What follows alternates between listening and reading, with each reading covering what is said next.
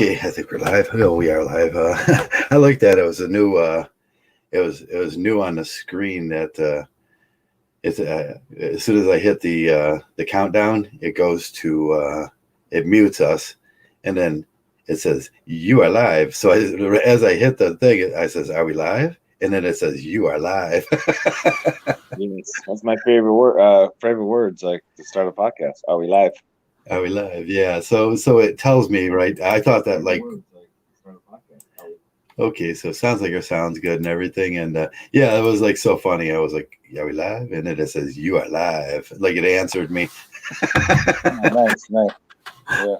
Yeah, they were listening. Yes, look, Shining. Look, it's Julia Lewis. Julia Lewis is here. Yes. Oh, my brand is back. I got to remember not to change my brand to like Juliette Lewis because I don't think Yeah. I put her face up there last week, and then it got stuck up there. Well, I know people are going to be surprised to hear that, but she is coming out as a special guest later today. So. Juliette Lewis, cool. That's the rumor. Yeah, she's going to be here. So They're sending Claire Force in too. yeah. Juliette Lewis, and what's the other girl? Sarah Jessica Parker and Sarah Jessica Parker. There's three of them. And then there's Joyce. Yeah, there's Joyce. Yeah. And Joyce, good old Joyce, but yeah, the three most beautiful girls in mgtow. Yeah. So today's So today's topic is self-sabotage, and a lot of people self-sabotage. I don't know the exact reasons. I didn't get to study today, so otherwise I'd have some more concrete evidence of self-sabotage. But I know people that self-sabotage, and I think when you get to it, when you see it, or you're involved in a marriage or something, I think my wife, when she was on the brink of success, she self-sabotaged. And a lot of people, they get to a point in their life where they see this is not what they wanted to do, and then they self-sabotage, and then it becomes a problem for the male and the female. I don't, in marriages, male or female, whichever one. But I see a lot of men self-sabotage too, and it's always confusing to the partner or the people closest to them that they hurt or they wound, and that's what happens with people that self-sabotage. They take others down. It's like a time bomb in a spaceship. Say, imagine being in a spaceship and one person blows up. Well, if one person blows up, we're all dead. Yeah. And teamwork, if you're working in a team, or if you're working with members that have volunteered their time and their work, or you have a company going that's, you started a company with 4 or 5 people, and then one person self-sabotages, like, oh. Well, I think a lot of his maturity issues are tied to that, like people that, as you get older and you see them, they kind of go backwards. They don't mature, and those are dangerous people. That's supposed to be a maturing point right there, where you rise to the occasion as a man. Let me put the other thing up so I can see comments. There you go. Brissy Boy's in. Okay. Yeah. No, nice. I can't see the chat, so thanks for stopping by, everybody. Yeah, I don't know who's in or who's not in. It's still early yet. We'll see. So I'll talk to the guys as we go. It's kind of an open topic today, but we decided on self-sabotage. And have you guys ever seen self-sabotage and people do that? You had a story, huh? Yeah, I mean, I have a friend. He's about my age, late 40s, and he got his girlfriend pregnant about 4 years ago. And he's got a boy, and got a beautiful place and great job, and I could just see the stress on his face, and it's terrible to see. And I think he just had that moment where he forgot where baby came from. It's like, and you could just see the stress. And he's one of the smartest people, nicest guys ever. And then like the first time ever, he kind of gave me like his first insult, ever. And I think the way I analyzed it was because he is that I'm kind of like this free spirit, do whatever the fuck I want to do. Just do whatever I want to do as a man. I'm in situations where I can kind of teaching and say, I do a lot of different things. I have a lot of options. And then he's in a situation where now he's got the kid and his whole life. And listen, he's a beautiful boy, whatever, and he's a good father and all this kind of stuff. But the thing is, like, I could sense he like lost his whole life. Like his whole life revolves around the son. Right. Yeah. Yeah. He lost himself. He lost his life. Yeah. He sabotages himself in that situation, I think. Yeah. Self-sabotage doesn't mean failure. Sometimes it means you're not in the position that you want to be in. And it's a selfish thing when you self-sabotage too. It's like you start something with other men, or you start something and then when you get what you want, you look at it and it's not exactly what you want. It's sort of like what's his name's house, the Russian philosopher Dostoevsky's house. He says when you're standing outside of the house, it looks beautiful and it's the picket fence house, and then you see the family inside and you envy that, and you see you walk up to the door and everything's the rose gardens there, and everything's beautiful, and you get inside the house and then you start doing that and you realize this is not what I wanted. This is not at all what I thought it was. And it gets irritating. And then people, well, at that point, self-sabotage out of things without informing others of the truth of that. So that's one aspect of it. I suppose there's a lot of different aspects of self-sabotage. Sometimes, people, this is a horrible situation, or I'm just stuck in this situation. What do I do? Yeah, because I could just see the stress. Because I've known this guy for about 15 years, and that was like the first time he ever like gave me like an insult. And I think what it was he's he was under stress. Yeah, he's stressed out. Right, the stress kind of got to him, and then he has like no life pretty much. His whole life revolves around his son, and I think he knows he made. I hate to say it because you hate to say that about a child, but it's like he feels like I can tell he feels like he made a huge mistake. Because he's got to deal with the baby mama, and she's like a real BI, BIT, whatever. What's the new word we use for that? Stripper. yeah. She's a real like hybrid of Juliette Lewis and Claire and Joyce and everyone combined. It's like so he's got to deal with that, and then he's got to deal with like a nanny situation, right? Like money for that, right? It's like. It's just, I mean, the kid's a great kid and everything, but I could just tell, like, he kind of like, it hit me yesterday. It's like, man, he really is stuck in that house, and he's stuck. Like his life is like stuck. I could just tell, like, he has all this stress because he just can't like roam and do what he wants to do. Right. Yeah, that's what things about marriage is. Your whole life changes, and you got what you want. Sometimes you give him more on what he wants, and that's how you punish him. And marriage is one of those things. Give him more on what he wants. He's not married. He never married the girl, the woman. Yeah, well, it's the same thing. It's living together, and all those responsibilities that he has, responsibilities and everything.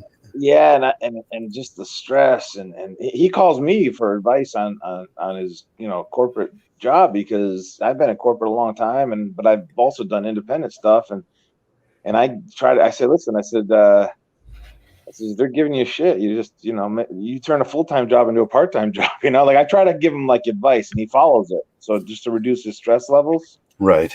But yeah, yesterday really kind of hit me because I spent some time with him. We were down in we were down in Dallas. I'll just say Dallas. Okay. We were down. Where's a nice beach? We were down in Daytona Beach, Florida. Okay. And the thing is, he's got this like beautiful house, like 2 blocks from the beach, and like you said, but I've known him 15 years, and I know that he's not. There's something bothering him, and that's the way I assessed it was. Why would he take a dig at me? Like all of a sudden, he took it. First time he ever really took a dig at me, like in 15 years. He's always been respectful. And yeah, that's what we do that as men when we lash out at other people when in our marriages, because we can't lash out in our marriage because that would be considered abuse. And I think he realized because it's like I said, his whole life, it's just everything's about the son now. It's about like he lost. It's almost like he lost his life. Like in a lot of ways, he did sabotage himself in that situation. Yeah. Now he has options. He could say, I don't want to be a father anymore, and Yeah. You know, but he just, I don't know. It's like, and I don't even want to present those ideas to him. You got to come up with that stuff on your own. You can't present those Right. ideas to him. Yeah. If he's a serial self-sabotager, then Yeah. he'll do that on his own. Right. He's got to figure it out on his own, like his own happiness, and you know, but he's got all these like entanglements. You know, he's got property here, property there, and like, you know, if it was me, I would just sell everything and just whatever, move to where I want to live, or rent Right. it out and move where I want to live, or quit. You know, if I didn't like my corporate job, which I've done, I've quit many good corporate jobs because I just didn't want to do them anymore. I just didn't like the people, I didn't like the culture. But he's in a situation where he feels like he Yeah. can't do any of that. In other words, he hasn't come to the point where he realizes that actually he can make his own decisions and go his own way. He hasn't come to that point. And I'm not gonna throw that rock in his mind, you know, because it's not my place to do it. He's got to figure it out for himself. Yeah. Yeah. You know, that goes back to that thing where I say when you wake up and your house isn't your house anymore. Once you bring a female into your house, the colors get changed, the carpet gets changed, the bathroom looks different. There's things hanging there that you'd rather not hanging. There's another person making messes. You're used to your mess, but she's another person. If you're a clean person, that rubs against. If you're like me, I just leave my toothpaste on the. It's like it doesn't matter because there's no one around here to, you know. But if there's somebody else doing that too, and things get moved, and then it's them little stressors that are building. It's like you wake up in the morning, you see nothing that resembles you, and then you go through the day, you see nothing that resembles you, and you come home and nothing resembles you, and you go day after day after day without any kind of individuality at all. Your individuality is lost because all you are is a reflection of what you wanted. That arm candy, that thing that you, oh, this is my girl. That you got your validation, but all you are is a reflection of the validation you wanted, and that's not true independence. And then he kept talking with this is a guy who makes good money, owns multiple property, you know, he's very successful. Top very successful guy, very successful guy, at least financially. He's very smart, top of his class, you know, whatever, right? All this kind of shit, right? Really smart guy. And he said something like, "Oh, he goes, I feel like I have to work too hard to pull in, you know, women, you know." And I'm like, man, I go, you can't. I says, you're looking at it the wrong way. I says, if you want to date or do all that kind of stuff, I said, that's, you know, I said, but you got to let them come to you. I said, just work on yourself and become the better person, you know, your best version of yourself. You know, don't worry about trying to fit into some type of mold because to impress another woman, or, you know, they'll come to you. They'll come to you. I said, you know, trying to give them some mixed out stuff there, you know, um, but yeah, it's just sad to see him at this age. Like I could tell because I have a good I don't know what's it called when you can understand like what's going on inside like, and not that I'm 100% accurate, but I have a good, you know, Right, I have a good way of understanding. What's it called? Your emotional intelligence is high. Yeah. When something's bothering somebody, I can tell, and I could just tell like he just kind of hates his life. I hate to say it that way because that's the first time he's ever like threw a dig at me was today. Because I left his place. I had to go up to Georgia, or so just I would use different states here. I had to go up to Georgia. I had to do some business up there, so I left the house like at 6 a.m. to do some business, and he like sent me a message. Oh, where'd you go? I'm like, oh, I went up. I had to take care of some stuff, and he's like, oh, you know, you're very, you know, he said something like I was very, I don't know, like the first time it ever happened in 15 years. But I think there's a reason for it. You know, I can assess, like I can see his situation and the stressors in his face and just the way he was just like, he's just not he's not a happy person anymore. And I think it's obviously because of the situation that he's in. Right. That he did himself in, unfortunately. He self-sabotaged himself pretty much, you know, not thinking about, like we said, we joke around about it, but the men that they forget where babies come from. Right. Right. Yeah, it all starts with that. It all starts with the decision making and a moment of passion too. That's what's messed up. And that's why we talk about these things. Like, think about it, a moment of passion, like it takes what? Like a minute, less than a minute. And like, right. You're gonna, right, and then now your whole life is altered for you know 40, 50 years. Right, that's all it takes. And in today's society, they have misconceptions about what really happens there, and you know, she was, she was irresponsible with her body, and now she's going to get pregnant, and that's it. It's 100% her decision from there on out, and you got to be careful about that thing. But and the law is going to hold them 100% responsible and everything. So that's a lot of pressure, and it doesn't mean you. I mean, just sometimes you're attracted to somebody and you want to hit that, but that doesn't mean you love them, or you can see that. That doesn't mean when they open your mouth, you can stand to hear it. Well, and this is just one child. Like he realizes it. He goes, I'm done. He goes, this is one child. I mean, I can't imagine people having multiple children because he's one of these yuppie kind of guys, right? And he's thinking, oh, my kid's gonna go to Emory University in Atlanta. I mean, like, right? Or what's a good school in Florida? I don't even know. Like, what's a high end school in Florida? Oh, Florida doesn't have no. I went to almost into school. I went to Boca. Yeah. Boca Raton, okay. Probably okay. Oh, Boca Raton. Yeah. Or Emory Riddle. That's like Emory. Yeah. But like Emory University is like one of the best schools in Atlanta, right? And I have, my cousin went there. Like, it's a really good school, and like he's going to my son's going to go to Emory, and by that time it's like what, $75,000 a year. So like I know that's playing. I know how he's thinking. Like, he's thinking, oh shit, I got $300,000 for my son's college, and and because we went out yesterday, like a few times, and guess who? I'm not just saying this to brag, but like I haven't worked in a year, right? Who do you think picked up the tab? And this is not cheap place. It's not cheap place. The burgers were like $25. It's like, so who do you think picked up the tab, right? You did, of course, yeah. Of course. Because there's probably monetary arguments about what needs to be saved now, and right. I picked up that, and then he sees me, traveling around, and sometimes I get Airbnb. I'm smart. I get Airbnb sometimes $40, $50, but sometimes I go to a hotel $100, $150. It's not cheap, but I don't want to burn money up. I'm really good with my money, but he sees that too. He sees that part of me that I'm able to move around a little bit and try some different things, and do some different jobs or whatever, right? And then he's just like in the stuck thing. And I'm not saying it to criticize him. I'm just concerned that this is stuff that men need to think about. If you're going to go out and try to pound it and then you better realize there's huge consequences, and you're going to lose a lot of your individuality, and you're going to put a lot of stressors, like you said. Like he became, what it is, Joe? He became a miserable person.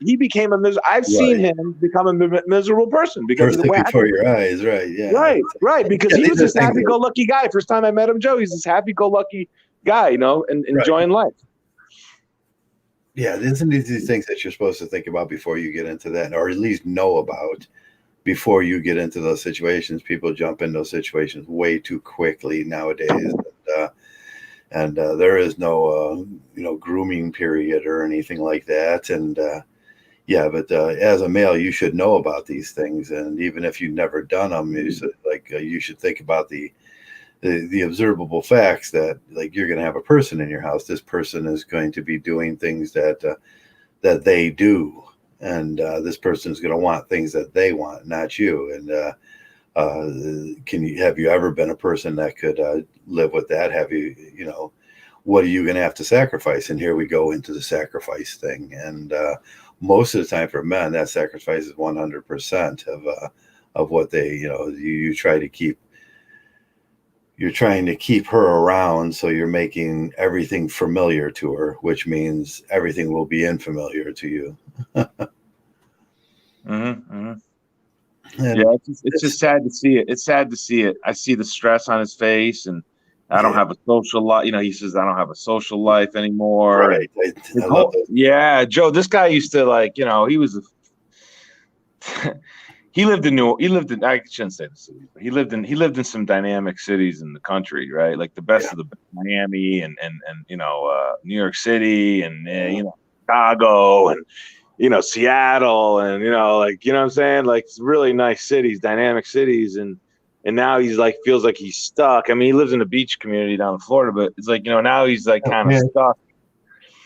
and he's just not the same person. His personality has changed, and it's just, yeah. So, we hate to be like pessimistic, but remember you always talked about like how pessimism is like there's a certain healthiness about it.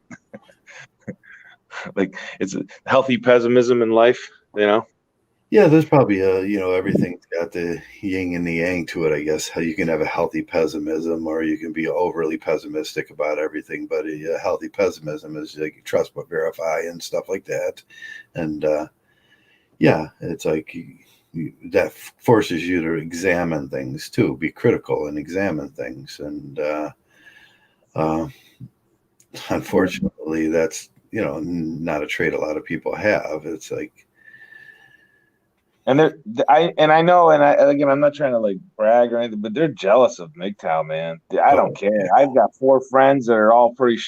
They're sharp, man. Because I talk to them. We talk sales because that's what we do, and Okay. they're medical sales, and they do high end construction sales, like big time job.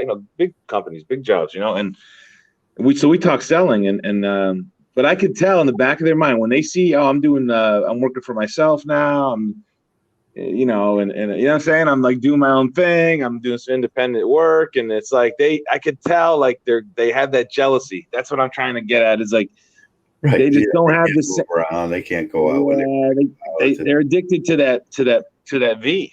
They're addicted to the V. Addicted to the V too. Yeah. That's, every time they try to move out of,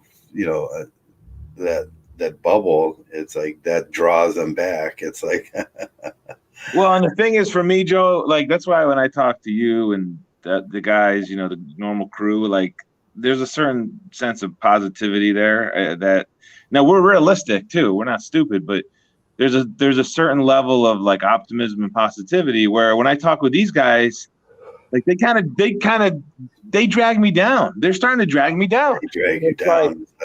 And these are highly successful guys in terms of financial success, and they're smart, but they got that simp thing going. And I think it's more the jealousy. So I'm at the point I might have to go galt on all of them because yeah.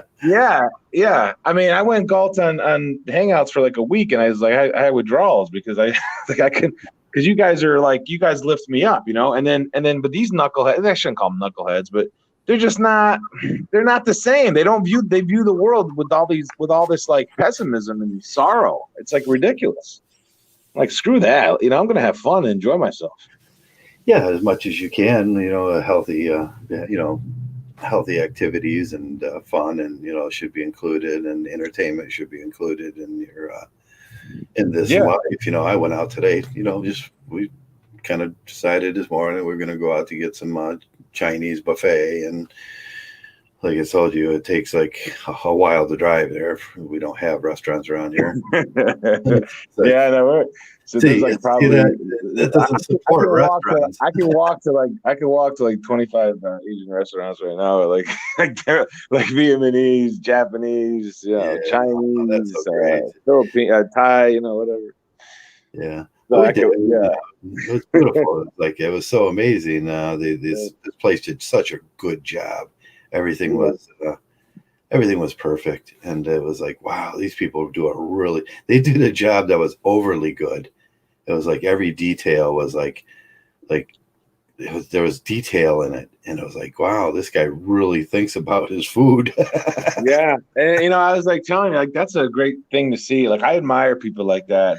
Yeah, you got to admire people that can. And Nick Saban talks about that too. Like he talked about that too. Some people don't like Nick Saban, but I like him. Because he's an Ohio guy too. I think he's from West Virginia, but he coached in Ohio and he for Browns in Ohio State. But he said something like, if you're going to be I think he was talking about Martin Luther King talking about it. I'm not sure, but like he was saying, if you're going to be a shining shoes, be the best, person at shining shoes. I was the same way when I cut lawns when I was a kid. I was 12 years old. I used to cut lawns for $5 an hour. And yeah, you want to do that. You don't want to yeah, just have that straight, yeah, straight motion. You want to have that sideways and then do the cut over it where it makes little yeah, checkers and yeah, yeah. Like I used to always take pride. That's how I was. I used to take pride in that lawn. Like this, my boss would pick me up at 6 in the morning. I was like 12, 14 years old, but I was a young kid, teenager,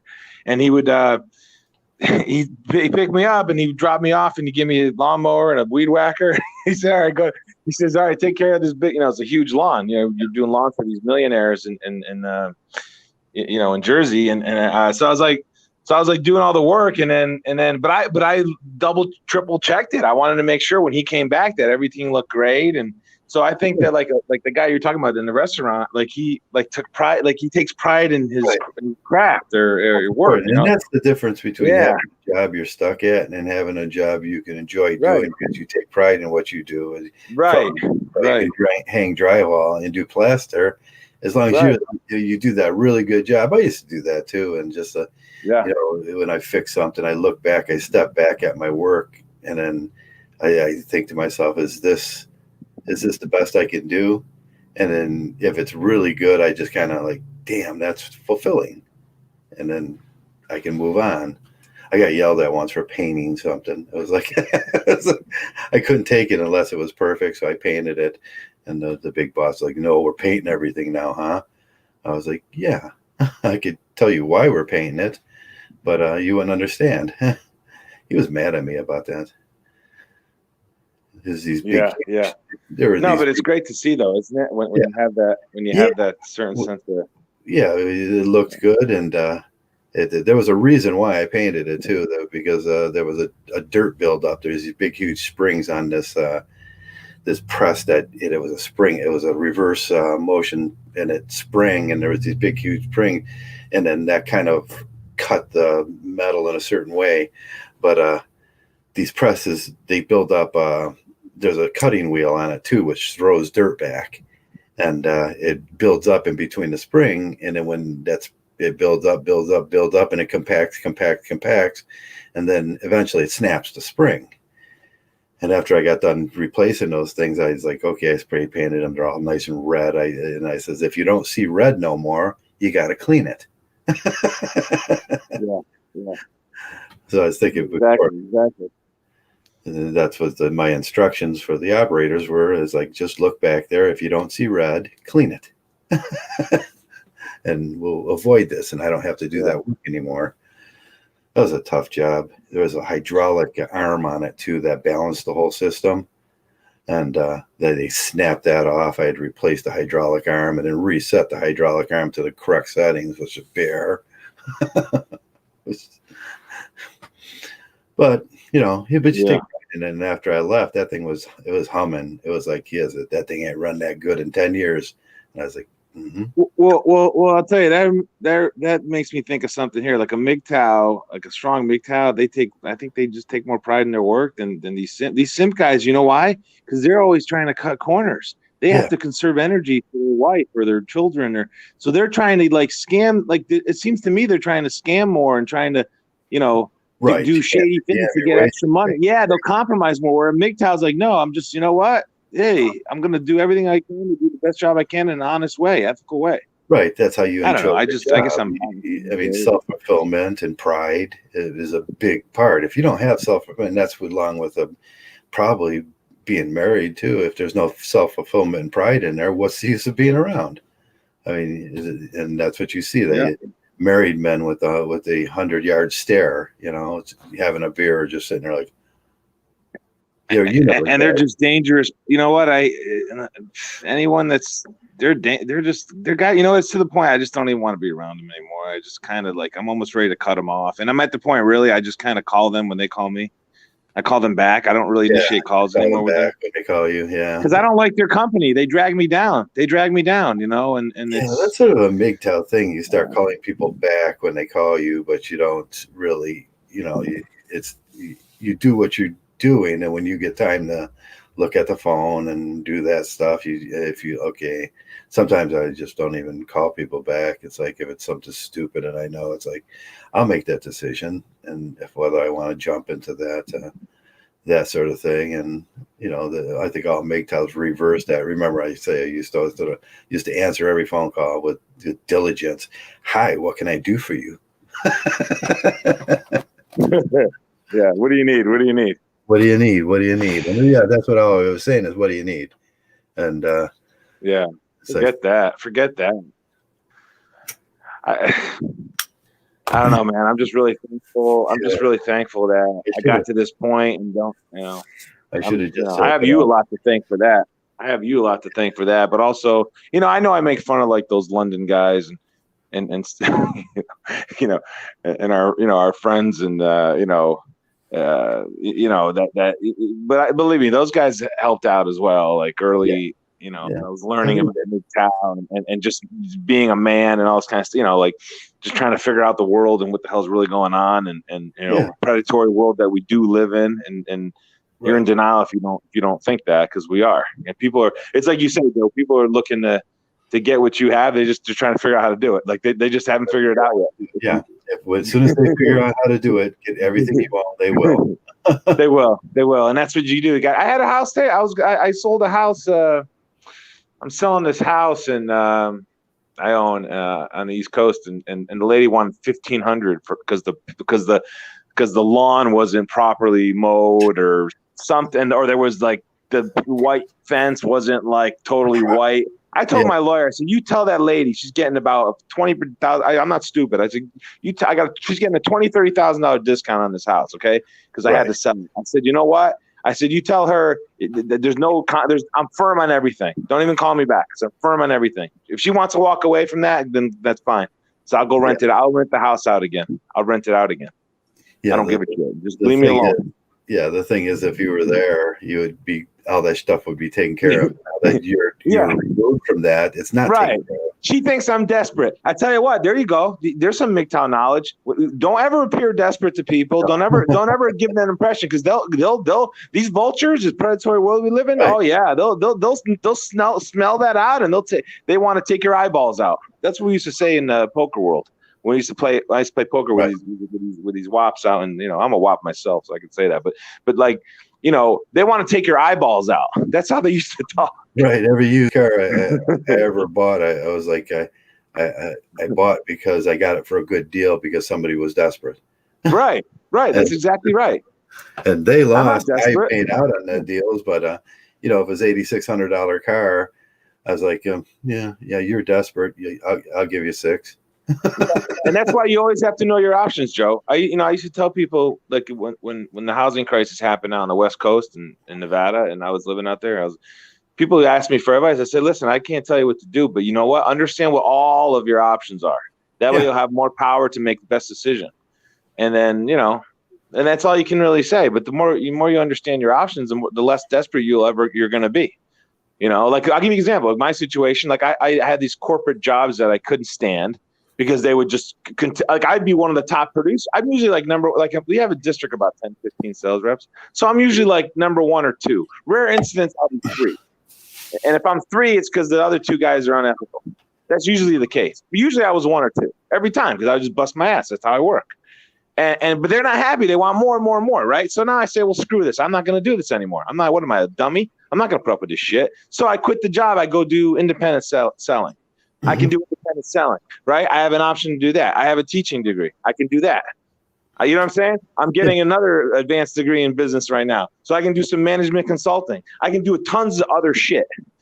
And not only that, Joe, I'm a big, strong guy like you. I can do like landscaping, snowplow. I don't give a shit. I'll do anything. So here's the thing. I got that knowledge, right? So now who's going to really screw with me? Who's going to screw with me? And on top of that, who do I have to take care of? Just myself, right? I try to help out homeless people in my community. I try to throw them a couple bucks when I can, when I'm rolling, and when I'm shooting 777s on the slot machines, and I'll throw them a couple bucks. But I still want that 100 I gave that homeless woman that in LA. I want that 100. You want that 100 back? Yeah, because I'd rather give the 520s to 5 men. I'm sure she used it well. This woman looked terrible. I just felt, I had a big day. I rolled 777s one day, and I call it hitting Yahtzee. I hit Yahtzee on this bookie once, and I just destroyed him. But anyway, yeah. So getting back to the point is like, just understand what your options are, because you'll have more power to really kind of control your environment. You know what I mean? Like, don't get into that desperate mode. You know what I'm saying? Right. Yeah. Yeah. Yeah. And a mgtow, yeah. If anything else, at mgtow, you just, like I would say, I just pedal away. Yeah. If Well, there is nothing else, Joe, my pedal father away. used to have a saying. And my father was he's intuitive, just a really smart guy, and he knew the value of money. He worked hard, but he used to have this saying when he got pissed. He said, "Leave me alone." Leave Right? me He said, alone. "Leave me alone," but he said it in like he didn't speak really good English. He would say, "Leave me low." He said, "Leave me low." Leave me low. Yeah. So he meant leave me alone. And it was fucking brilliant. I'm sorry to swear, but it was just so brilliant. The guy was just, I look at like the stuff he used to say, it was just brilliant. Like, to me it was. I know I'm biased, he's my father, but that's just a great saying. Leave me alone. What a great saying. What a mgtow saying that is. You're getting sick of people's shit. You know what? Just leave me alone. I knew a guy, he was a manager at a big drug company, and I liked this guy a lot. He was a tough Irish guy. And we were doing a co-promotion with a big company. It was like two big companies, right? And the one of the managers from the other company called him, and the guy was like giving him shit. And these are peer-to-peer conversation. And then he told me the story. He said he hung up the phone up. And I thought, man, I said, and I was like, I wasn't a strong mgtow then, right? I was in my late 20s. I'm like, man, you're a badass. I'm like, so you're a badass. You hung the phone up on that guy. He's good for you, So I just thought that was one of the coolest things, because in corporate world, that's like never happens, right? Yeah. And I just thought, man, what a great dude, this guy, Irish dude. Yeah. So he's down. I think he was down in Texas somewhere. I want to see what happened to that guy. He was just a great guy, just a badass kind of guy. Yeah, mgtow gives you a lot of, and it always Yeah. gives you a galt option. There's never a loss if you can Right. galt.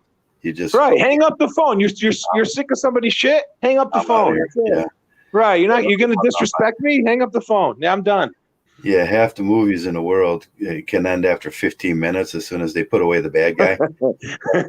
But you see the bad guy, you're going, just hit that mother, shoot him right now. That's the bad guy. Shoot him right now. And then this movie's over. I know. It's like, but that's life too. You just you cut to the quick on a lot of those things, and like you see the bad guy, you can identify him. No, I'm not. I'm not sitting around with a bunch of inept guards waiting for him to escape. No, that's right. That's right. That's absolutely correct, and that's healthy. That's called setting healthy boundaries. And I know myself well enough. I have some codependency tendencies, but they've obviously gotten corrected very well through mgtow and even like enabling tendencies, stuff like that. Like, no, I have to set better boundaries, and because I tell you, I always say it's like probably the best year I had in my life. I went golf for like a good year. I had a good year. I had some money saved up, and I'm like, you know what? No, I'm just not going to talk to anybody for about a year.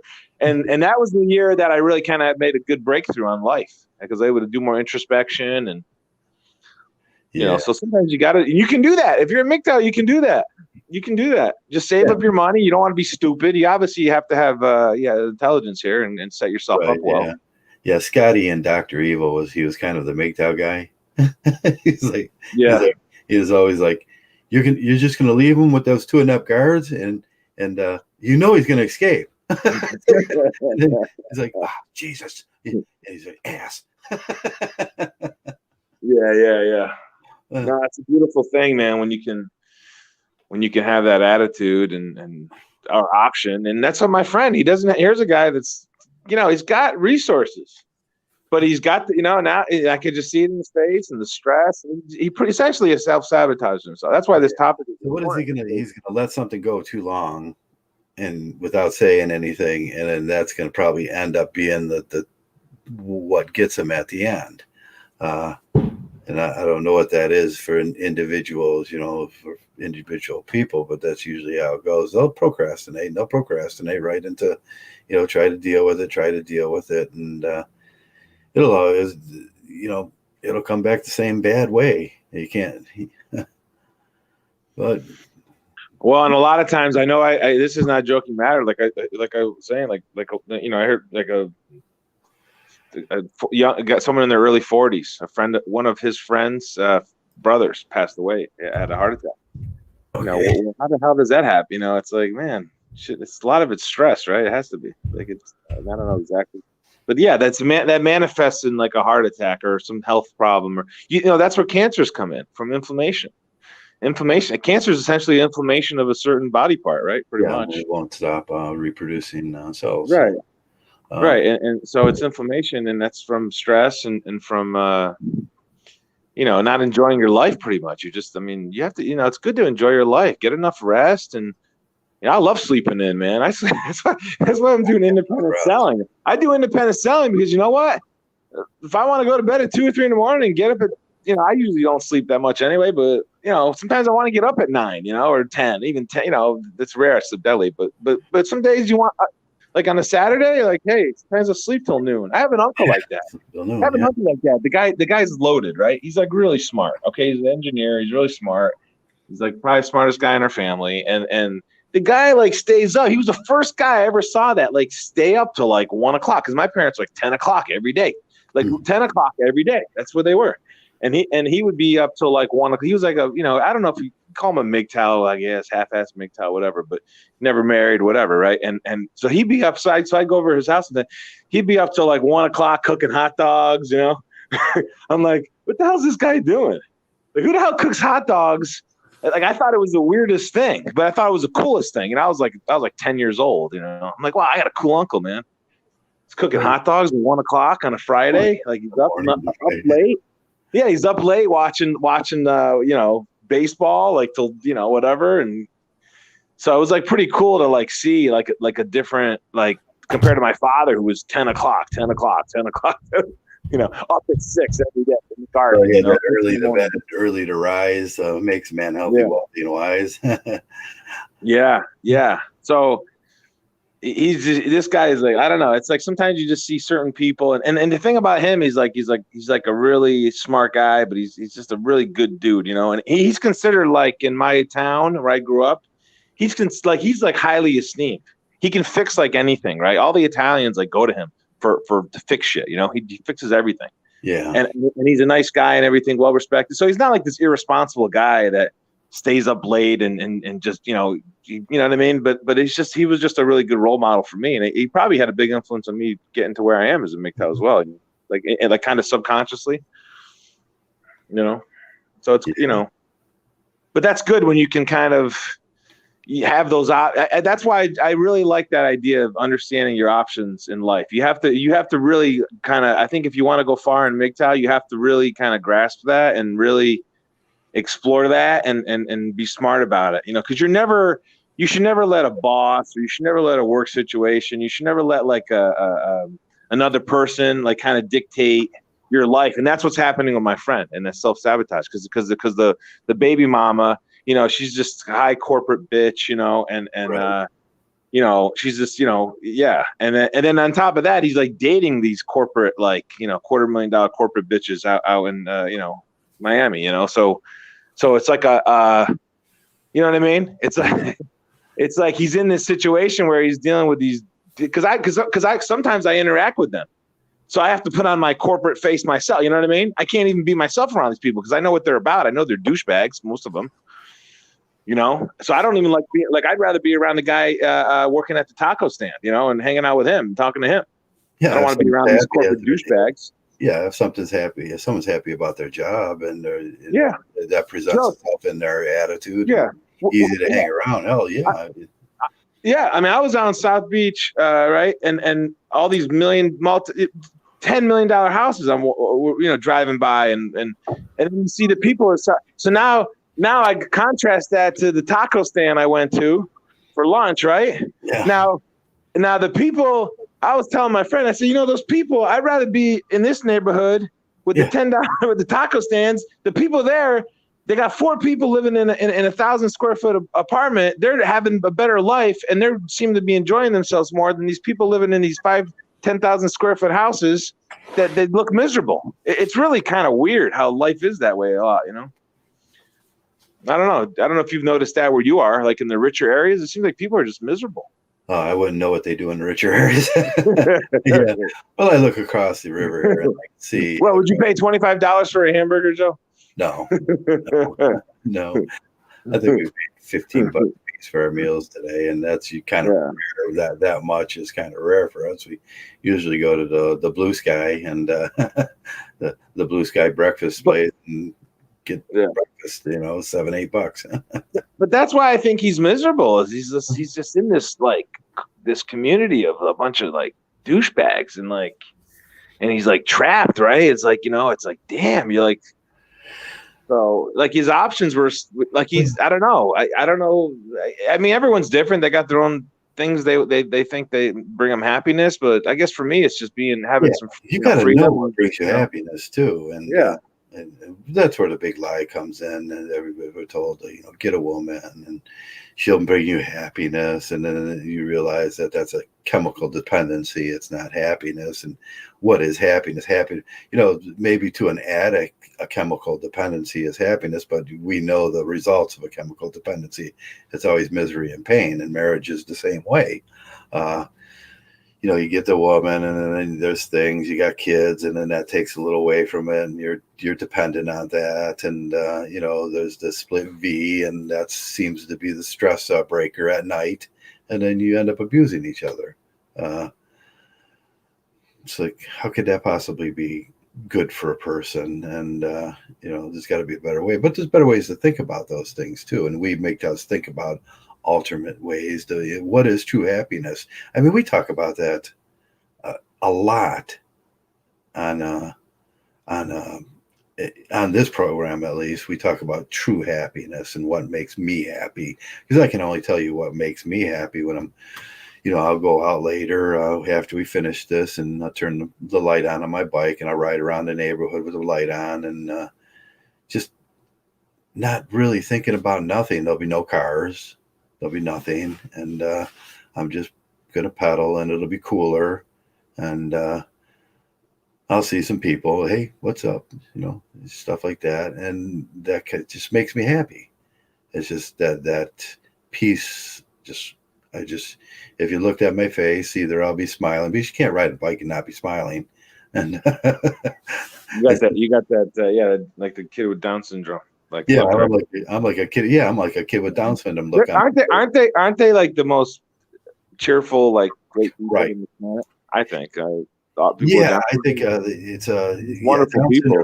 Really, there's the other people are. It's Williams syndrome are the kids they're always want hugs, and they're happy, and they that's it. And the Williams syndrome. And I'm like a kid with Williams syndrome. It's yeah. But they run up to you, and they just want you to hug them and love them, and they're great little kids, and everything. I feel sorry for their disabilities. Yeah, of course. Yeah. But hey, maybe they're looking at life the right way, because they know they have a disability. They just try to keep themselves positively happy. Yeah. You never see them down, do they?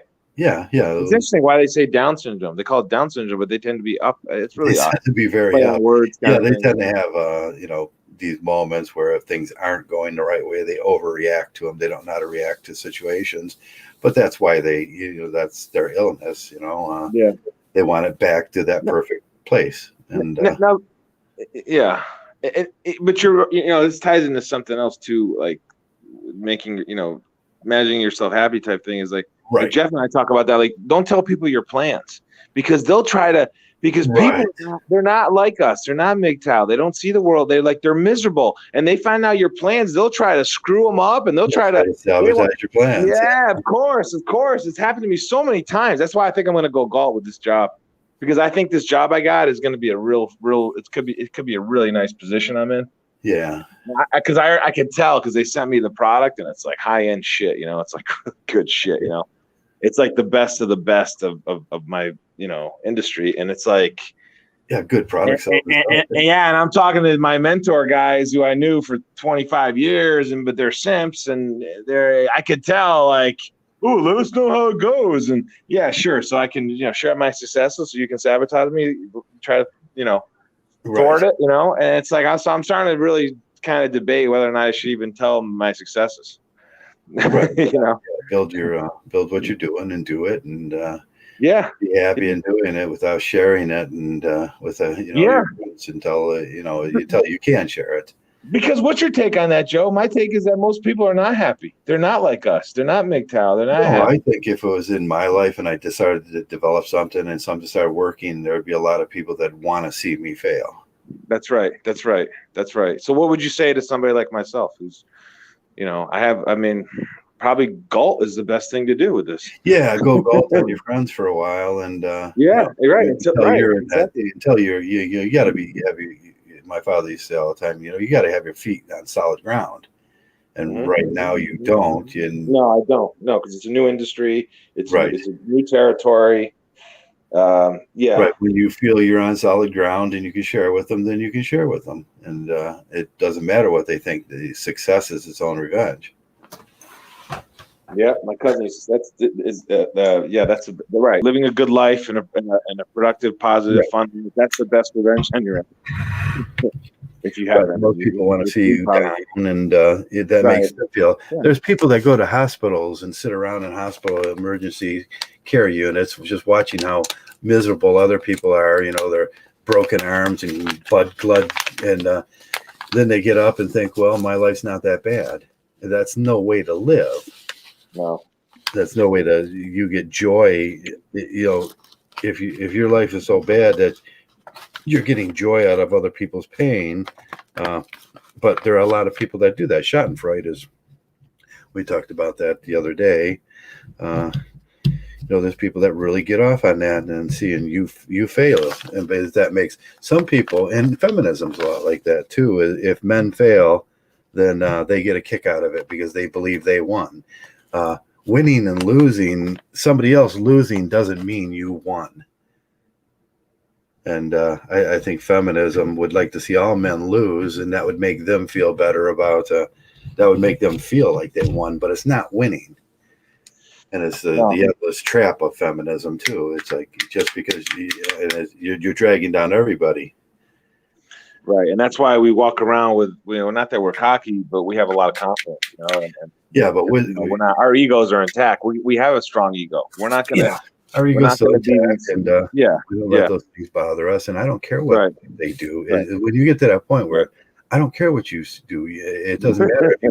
You can hate me all day long and hope for that I lose, but that might happen, and you might get that joy someday. But I'm going to try my hardest not to make that happen, and you're just going to be miserable. Yeah. No, that's very true. That's very true. Because people like to see other people fail. It's human nature. It's like I said, there's something wrong with their bar, and I talk about that bars all the time. We put everything on bars in life, and it's vertical bars. This is this, and this is this. Them same things, same fields. Negative, the negation of the same field doesn't mean that it's bad or wrong. It just means it's an opposite of a negation of it. And you're working on that bar, and some people, when they got a really screwed up sense of right and wrong and those things. But that's half of America, and we have to live in America. More than half, I think more than half. Probably. Like what was it? Tom Brady said the other day. 40% of the people still think I didn't win the Super Bowl. Well, there's a guy that's got like natural leadership skills. I mean, I know, but he's, Yeah. Do you think he's going to be president someday? Yeah, maybe senator or something. But yeah he's just, right. Everyone's got to be like Tom Brady, Joe. You're not like Jesus. You got to be more like Jesus. You got to be more like Jesus. Yeah. Or Tom Brady, or one of those two guys. Yeah. Yeah. That's a weird way to kind of look at life, huh? Like people have, I just wasn't good as good as Tom Brady. That's why my life is not the same. Yes, I could never be as good as Tom Brady. Yeah. But that's very true. They want to see you fail. You're right. They want you to right. They do, and it's like I don't know. I think it's that predatory world, that predatory nature that people have. Yeah, I hate seeing a big, strong man. I'm 6'2", right? And I think it's more and 240, and I'm like I got big shoulders, and I'm like you. I'm a big guy, and it's like, I don't take any shit from anybody. It's like, I don't have to. I never had to get in a fight. I never really had to use my strength because no one's dumb enough to want to start any shit with me. And it's not like I'm walking around like a badass, but that's how I carry myself. And people resent that. I noticed they resent that. I had a friend one time. He was acting crazy. I'm like, what the fuck's wrong with you? Oh, he goes, oh, you're here.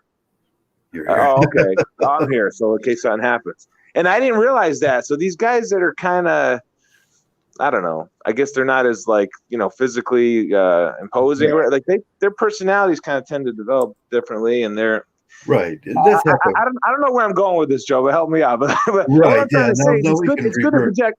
It's good to be confident in yourself is what I'm trying to say. Okay. And people resent that. They resent people that are confident. They resent that. Yeah. They take that as a narcissism or arrogance or, it's like, I don't think I'm narcissistic or arrogant. I just have confidence, self-confidence, and a little bit of an ego. And I just go with that because my life works out better that way if I do that. That's right. But the incels, we can go back to how incels, if you're born with that physical disability, and that's most incels, and I have pity on the incels. It's like if you're born with it, and when they do see a male that was born without those physical disabilities, or smarter and stronger and better, and I know guys that are stronger, smarter, better. Tom Brady's stronger, smarter, better than me. Some, that's the way he was born.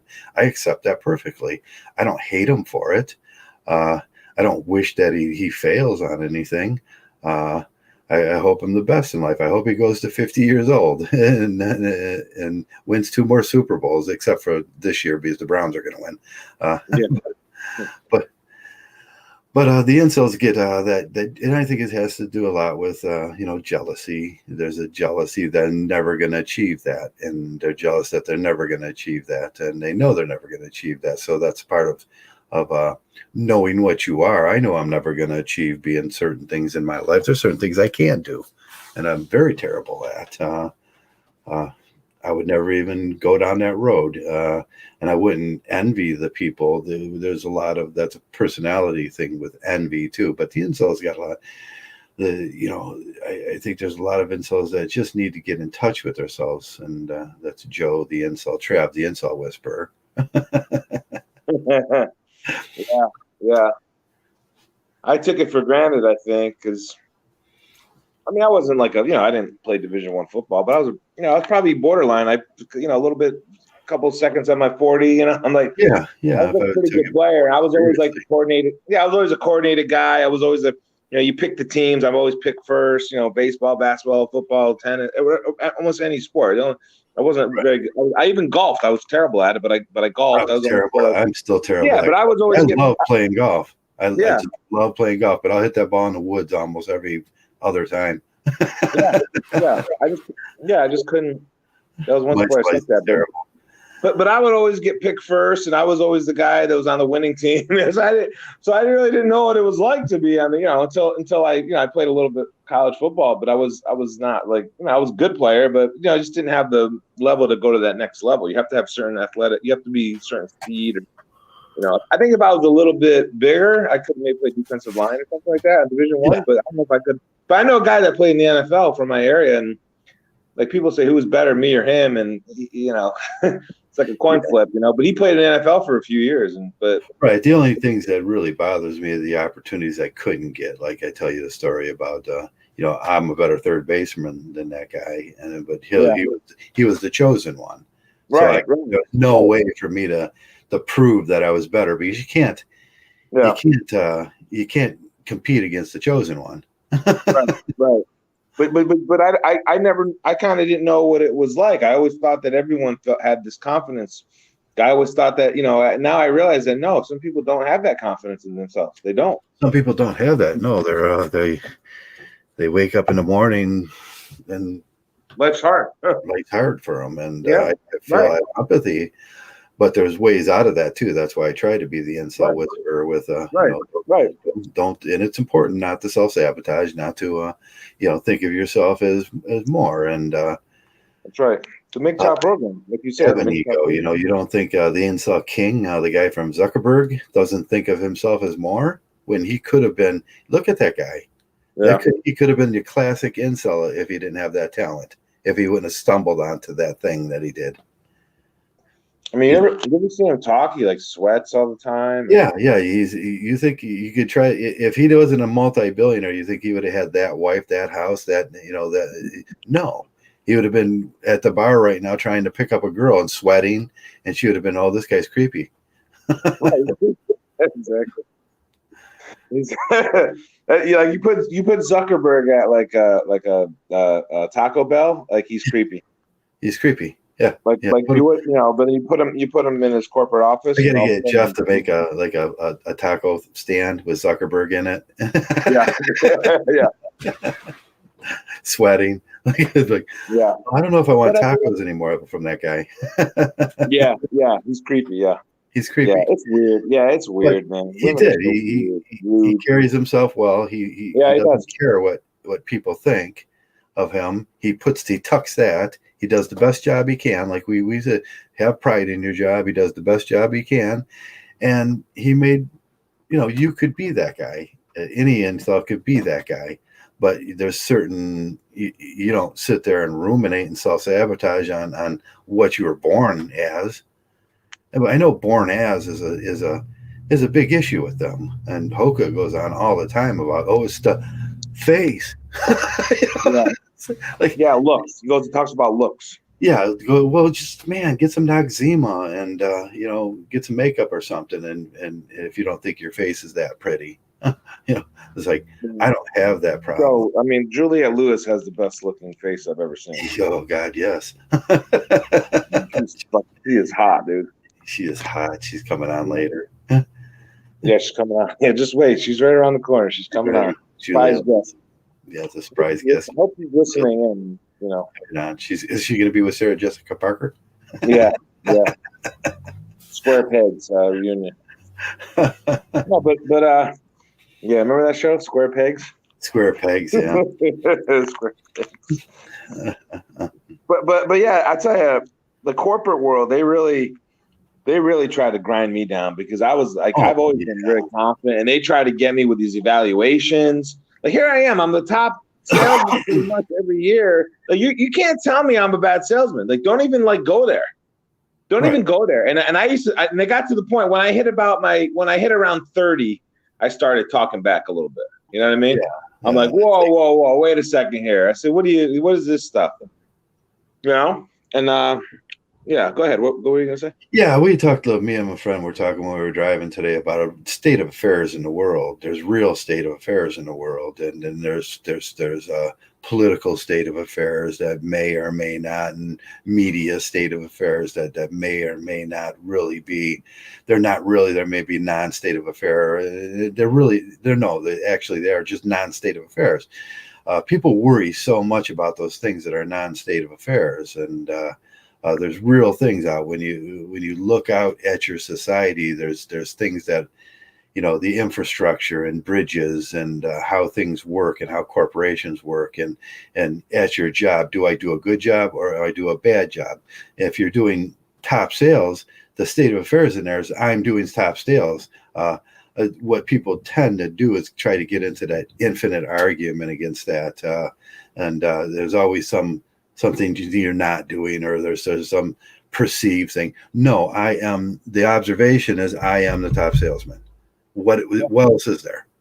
That's a state of affairs. Yeah. Real. Yeah. But people want to make those things into all different infinite arguments. The infinite argument, so there's never no closure on anything. Right. You're not. I remember that first time. I don't know if I told you a story when I was working for a big company and it's like a top 5, top 10 company in medical sales, and they had me do a self-evaluation. So I'm this I got a confident ego and work ethic, and I was always Dean's List student. School kind of came pretty easy to me, and so I gave myself it's a scale out of 1 out of 10. So I'm circling 9s and 10s, and so we had to do 20 of these things, right? 25 or 30 of these things, Yeah. How do you assess your presentation skills? I put 10. And so my boss takes it the next week. She's like, "Oh, they want you to do your self-assessment over. You're not supposed to be giving yourself 9s and 10s. You're second year, first year, or whatever, and they're like, most of them are like 4s and 5s. It was like, wow. Yeah, I was just reading a book yesterday that was about that.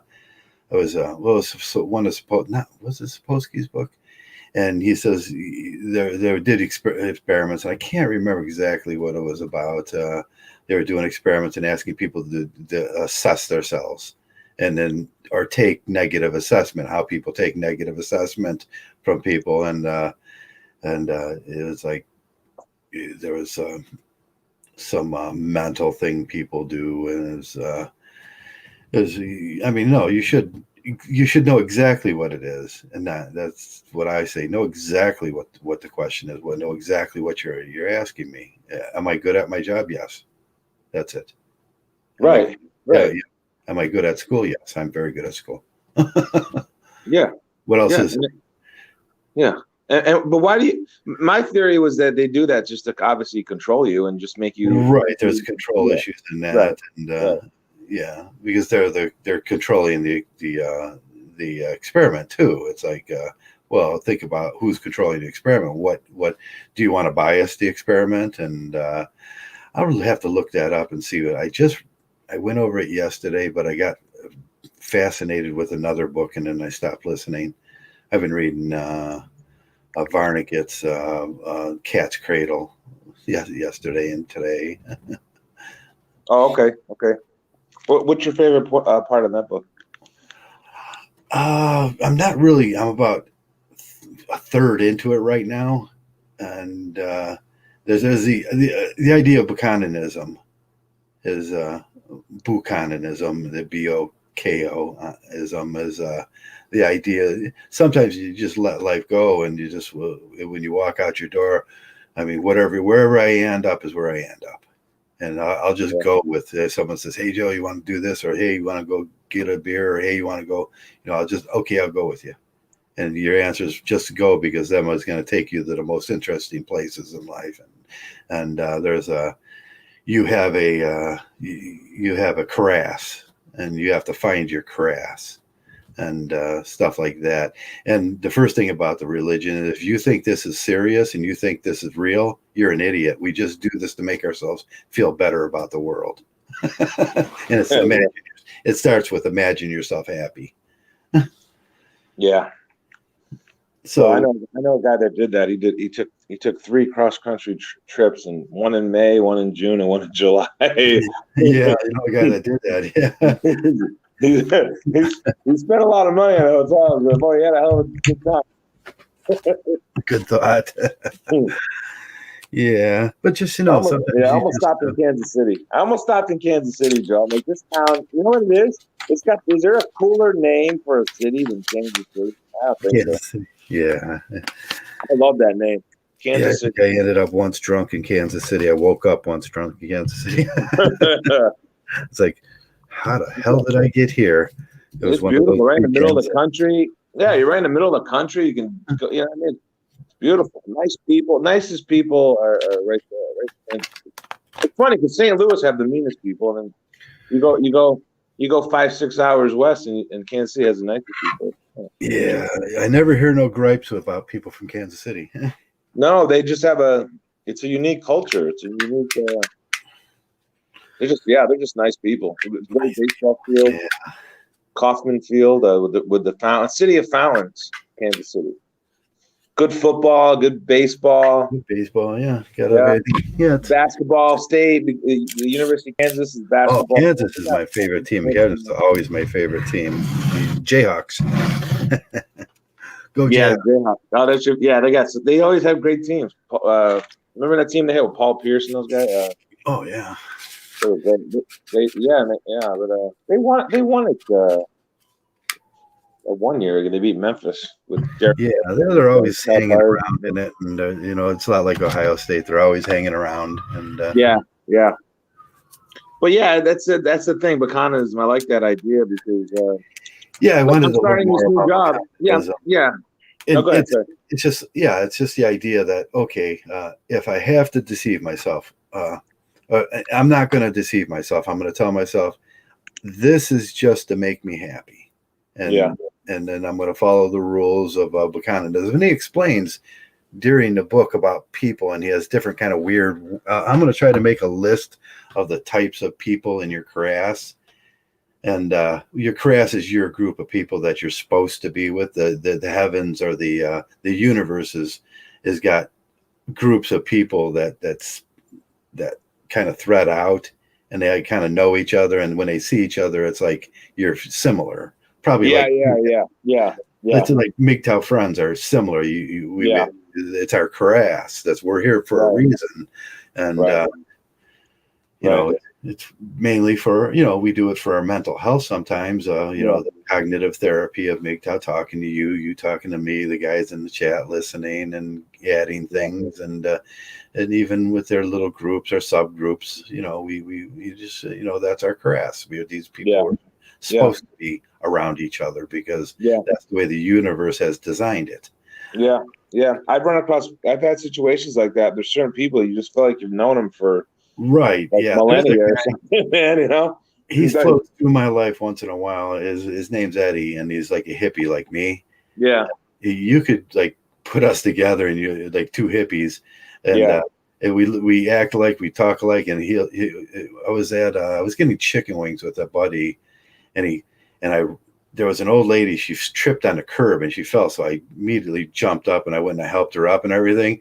And then I looked up and there was a guy helping me up and saying the same thing. He was like, "You okay, lady?" And I was like, "Eddie." And I hadn't seen him for like 20 years, but we float by each other every once in a while. Yeah. And it's like, "Dude, let's come on in." And he said, "Yeah, I've got a beer with you." And it's just, that's the way life's supposed to be. You just float by these people and everything, and it's cool, and you learn something about life. And we learned something that day too. That lady needed to go to the hospital. She didn't want to go to the hospital, so she lied. And we were standing there going, "No, she fell." You can go look at the videotapes on she wanted to get in her car and drive, and I was like, "No, that wouldn't be a good idea, lady. you just fell for no reason." Yeah. But interesting. But the thing is, I know it's bullshit. It's sort of like being a Muslim, not a Muslim, a Mormon. You got to know this shit is bullshit. Yeah, I mean, it's just, why? You know what really started it for me was like I worked with this Indian lady, and she was like a Hindu. She was a Hindu woman. Hindu, right? Yeah, Hindu. Whatever. I don't mean to sound stupid here, but anyway, she was an Indian lady, and she was like the nicest lady I ever worked with, like nicest person I ever worked with. And me and her were just like kicked some serious ass, because I was like, she was like our like medical consultant kind of thing, and I was like a sales rep.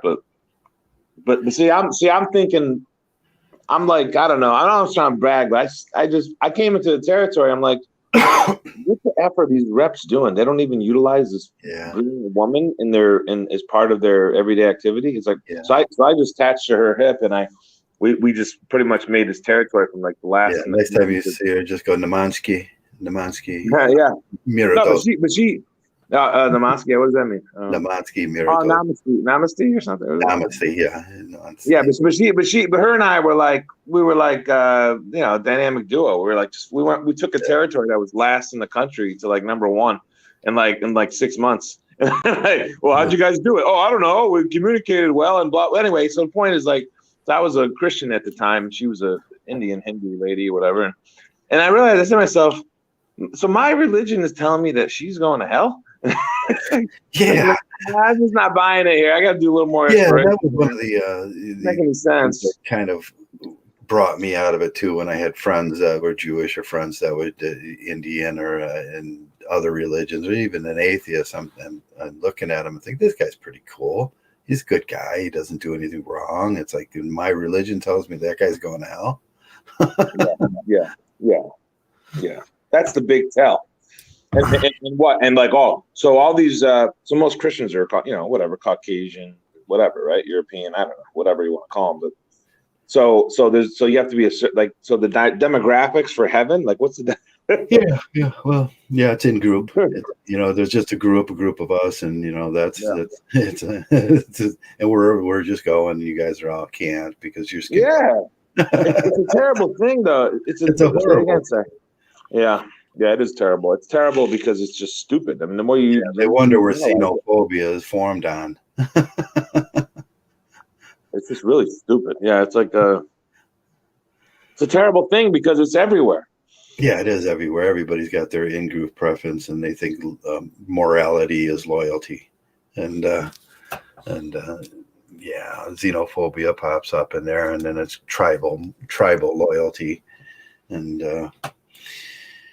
yeah, how do you know who's in the tribe? Well, they look like you.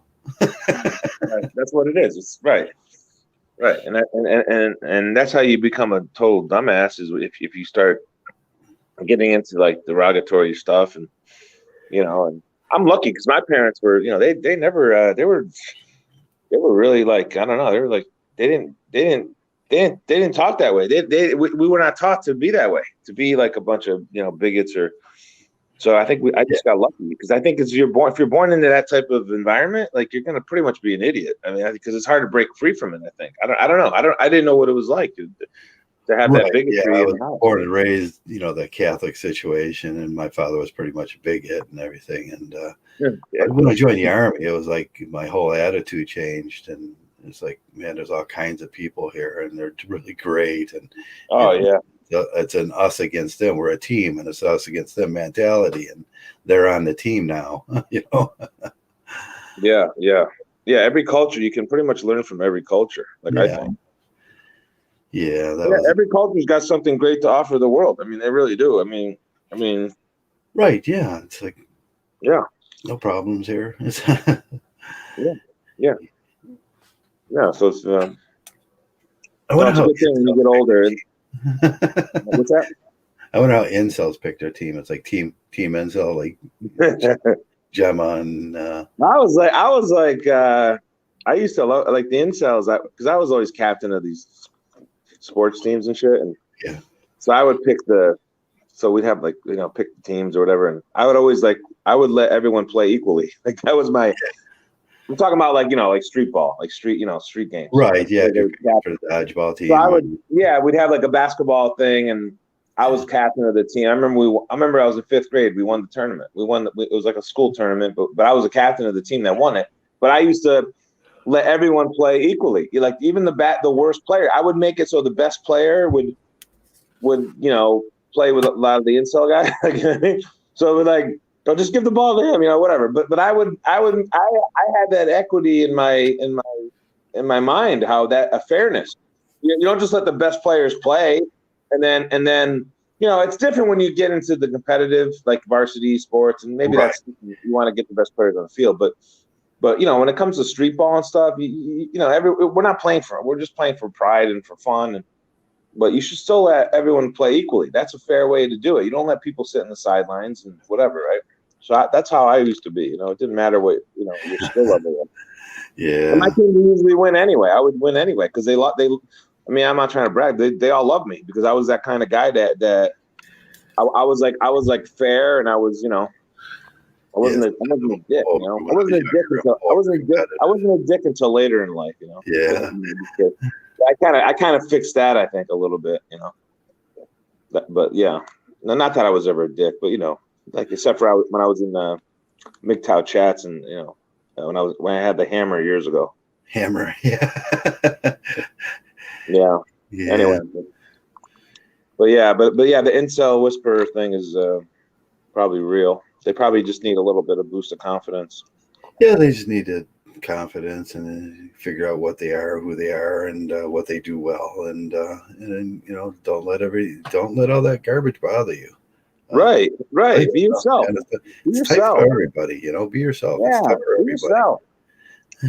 Be yourself, and if people don't like it, that's not your problem. Not your problem. It's their problem. Yeah. Right. It's their problem. I mean, it's not to say to be a dick.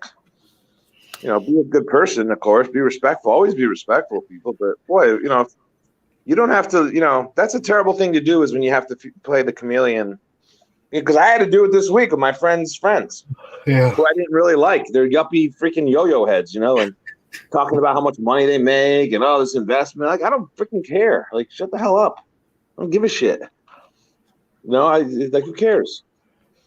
Like, you know what I'm saying? I just, I had to be around these people I really didn't want to be around, and that's kind of that's the America. We judge each other on how much money, the, yeah. the Christian idea. What kind of car that you drive, and yeah. Christian idea is heaven is everybody has more money than everybody else. Yeah. Like that again? That's a funny one. How's it go again? The Christian idea of heaven is everybody has more money than everybody else. Oh man, it's so weird, isn't it? The whole thing, like just so weird. They make this. But that goes along with the idea of like you can see people fail, and then that makes you better. No, people's failure don't make you better. It doesn't raise the bar. Matter of fact, it lowers the bar. When everybody's not doing good, the people at top doesn't make them better. It just makes them more lucky or entitled, and it's like no. But that's the way they think. So if there's more people below me, I must be doing better. No, it just means that society has lost its conscience. Yeah, absolutely. They I see these. I was out in the beach area there, and you got these purses for sale, like $5,000 purses, and you go 5 blocks one direction. Well, there's like 20 homeless people there. Like, yeah, that makes sense that you're buying a $5,000 purse, and you probably already have 1 or 2 at home, and then you got these people that are hungry. That like, what kind of fucking humanity? Sorry for swearing, but what kind of planet do we live on? right. Yeah, that's the planet we live on. It's rather absurd, and it's cruel, and it's like $25 hamburger. I mean, I'm walking into this place, and it's like, I'm not a cheap guy, but it's like I didn't really want to be around these people. Like, I didn't want to be in that place, like in South Beach, high end, like yuppie bar with a bunch of douchebags that probably the biggest nerds in high school and college, and like I'm around these yuppie douchebags. It's like I'd rather be at the taco stand with my friend Jose and whatever. I don't even drink, but I'll drink with him because he's fun. You know what I mean? Yeah. I'd rather be in the poor community and just whatever. They're right. You know what I mean? The people are decent, and they're not irritating or getting off on that Schadenfreude and putting people down and everything. That's cool. Who wants to hear that all night? I'd rather have someone that's positive about it. Positive about his future, and trying to make things happen. And maybe he'll ask you some advice, and like it's like that's everything's good feelings, and it's just a better place to be. Sometimes it's hope as certain qualities to it too. We talked about that the other day with hope and stress and that stuff. We keep hope, and that's what most people end up doing in this world. Is we talked about the uptake synapses and everything, and when your dopamine's at its highest and you're feeling you have more hope. You're hoping for that thing to work out. As soon as it works out, the dopamine goes down. Yeah. No, it's good to keep. Yeah, and that's why you should always, as a mgtow, you should always meditate. I was going to do a little spiel on meditation and your LTP uptake and calcium. Your calcium introduces your body, and that's a big part of your LTP. And your LTP is your long-term potential for intake, and you can raise it just by simply doing something like meditating every day, and or meditating for a few. I'm still not good at it. I wish I was better at meditation. I still don't feel like I'm great at it, but it sends more potassium out. You get you get the ability to uptake better, and then it takes like so many times for a thought to go through and become a real thought, and it gives you the ability to be more liberal and and accept truths, and if something needs to replace some old truth that's wrong, it replaces it. And that's why you should always meditate. All mgtows, when you come home, it's just as easy as just stopping and just stare at the wall for, and try to, the most work you're going to do in your life is trying to make your brain stop. And that'll change the potassium and the calcium levels, and make it easier for you to take in truths. And yeah, that's a really good thing for mgtows to do. And being low stress is always, you can't be happy in life unless you're low stress.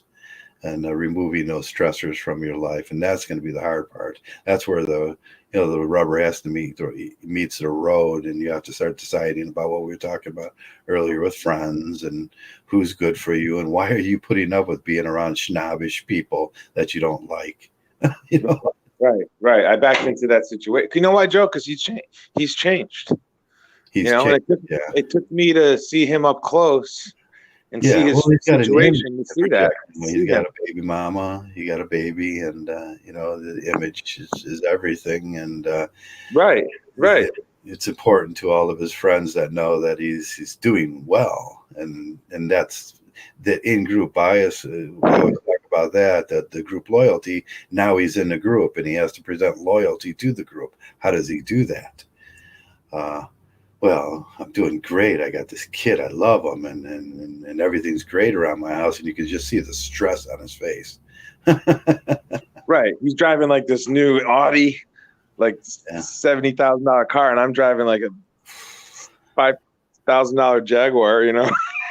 That looks really good, but it's old, but I don't give a shit. It's a cool car. I like it. You've been around now. I know this guy that went 4 times in the last few weeks, from California to Maine, 4 times.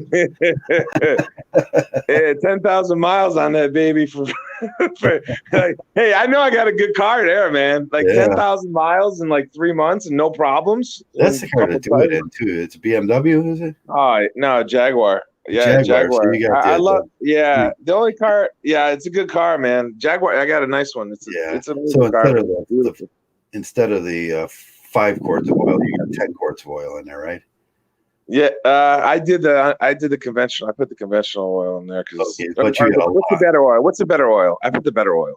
Just $10, $5. I don't know how they. Yeah, I put the best oil in there. It's it wasn't cheap, but it was so it's good. It can go about 7,000 miles on the oil. You go 7,000 miles on. Okay. Well, you're supposed to. They say 3 to 5, but my uncle, he knows a lot about car. He told me 7. You can go 7 on the good oil. You get good oil.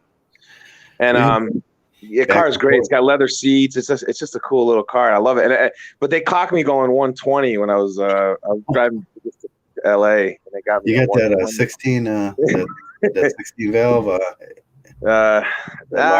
It's 6-cylinder. It's always. But my favorite car I ever had was a Lexus LS. It was great, man. It was an older model. I buy used. My you know what my play is, Joe? My play is older luxury cars because I love them because you get so much value. But you got to make sure you get a check from a mechanic and make sure you can get. But I love this. I had this Lexus LS. I loved it, man. It was a 8-cylinder, and it was like a jet, like boom, man. And it was big, and it was like a big car, right? A luxury sedan. It was a great car. Yeah, and I drove that. I drove it until it pretty much exploded on. Yeah, the Lincoln and the Lexus kind of look alike inside. That interior. Yeah, Lincoln and Lexus. Yeah, well, Lexus is Toyota. Lincoln's Ford, I think. Yeah. What was your favorite car? We talked about this before, but what was your favorite? My favorite car when I was when I had a Mercury Marquis with the opera windows. It was a 78. Yeah, it was a 78 Mercury Marquis, and it had it was gray. It had the big white walls, and it had the 2 windows in the back. You can actually sit and look out the little opera window, and it had so much room in the back, and it was a gas guzzler. But that was my favorite car. And Yeah, yeah. The thing about the Jaguar, it's like there's a lot of like it's hard to get apart sometimes, or it could be a little. But the Lexus is, I think, a really nice brand. If you can get a used Lex, like I would recommend a used, like assuming you don't have to drive because it is a gas guzzler, but it's just the radius when the turning radius is I like that kind of shit. If I can turn on a dime, like if there's because I do a lot of U-turns or not, you know what I mean? Those turns where U-turns, U-turns, but it's just when you have a good radius, like, you don't want like a Chevy's terrible. Like I had this company car, Chevy Equinox. Yeah. Terrible. Like I couldn't turn it. Like I couldn't get through a tight turn. But the Lexus, even though it's a bigger car in a lot of ways, it was easier to get the turn radius. Cornering but important. Yeah. What's that? Cornering is important. Cornering, yeah, like stuff, yeah, just like little things like that. But I tell you, I like the Jaguar because it's a smaller car for me, and it's perfect. I can squeeze into parking spots easy. Like you don't think about those things sometimes, like convenience of having a smaller car. That, but I think that's good for a MGTOW to have. Buy a car that you like. And I I don't like buying new cars, and I like the idea of buying a used car because you get more value. But buy something you like. Buy something nice for yourself. If you can afford it, you don't want to go crazy. But it is nice when you have something that you enjoy for yourself, and you're not trying to impress other people. Like, cause I drive this older car, and I'm not here to impress anybody. I used to drive a '74 Dodge Dart when I was in college. like it cost me like $1,000. It had a slant six engine. Oh, Dodge Darts were great. and it was great because I used to pick up, because I was living on the East Coast, and I used to pick up the Cleveland Browns games from upstate New York. I went to college in upstate New York, and so I picked up the Cleveland Browns games. They had the same announcer they got now. They had 20 years ago. Okay. And I was betting a lot of sports back then. I was this college kid. I don't know how I got the money. I don't even know how I got the money, but I was just betting like a madman, even in college. And but it was fun because you had it just had the bench seat in the back. The bench, in the back seat was like a bench, right? It was like, it wasn't. Yeah, it was awesome. It was just it was like a big long. It was just really nice. It was just a really nice car. I loved it. But they used to joke around in camp and say, look, it's Chuck Norris. There we go. Okay.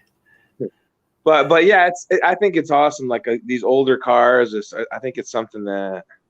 Yeah.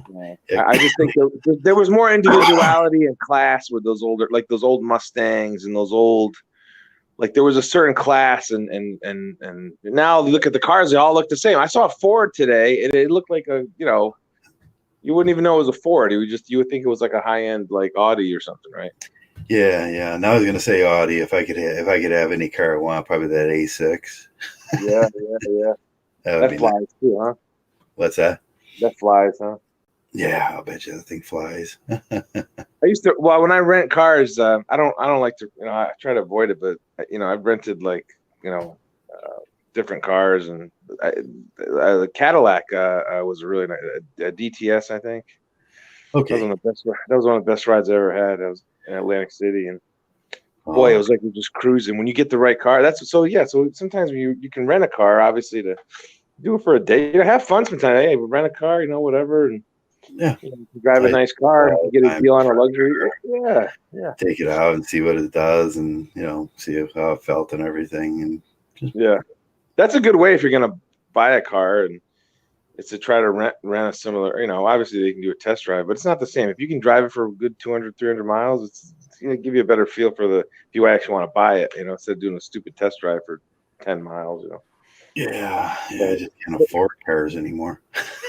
Yeah. Well, that's the smart people. They don't have cars at all, really, right? I mean, I stopped driving like 7 years ago, and it's great. If I didn't have to work, I would. I don't think I'd have one. If I even as a substitute teacher, if I do that again, I probably won't even have a car. I'll just walk to walk. I live near the campus, and then just walk to school. Walk to the job. Yeah. You got creativity is a great thing. That's the one thing about mgtow too, is your creative muscles are definitely going to be flexed more. Right. Yeah. Think out of the box. Yeah. Because it's like, the things that everybody does just to do it. It's like, right. I put that away, and I don't drive because I can I can get Uber anytime I want. I could, if I need to, I call an Uber. My friend will take me most places that I need, if I need to get extended groceries or something. But most of the time, I just jump on the bike, and I've got 3 of them. So now it's like one's a cargo bike, so I can go to the grocery store, and winters aren't that bad once you get used to it. And I just put some good snow tires on there and have some fun while I'm doing it. Yeah. No, it's good.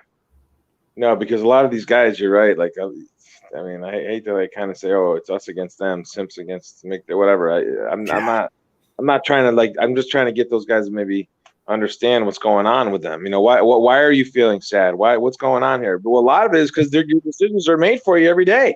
Like that, like you said, like little simple things, like it could be the rug, the color of the rug in your room, to bigger things like, oh, you have to pay for your son's college. Screw that. Let your son pay for his own freaking college. Okay, that will teach him a little bit to appreciate. Appreciate it. Appreciate the. I pay for my own college. My parents had the money. I was like, no, I'm good. I'm going to pay. I want to pay. And you know what?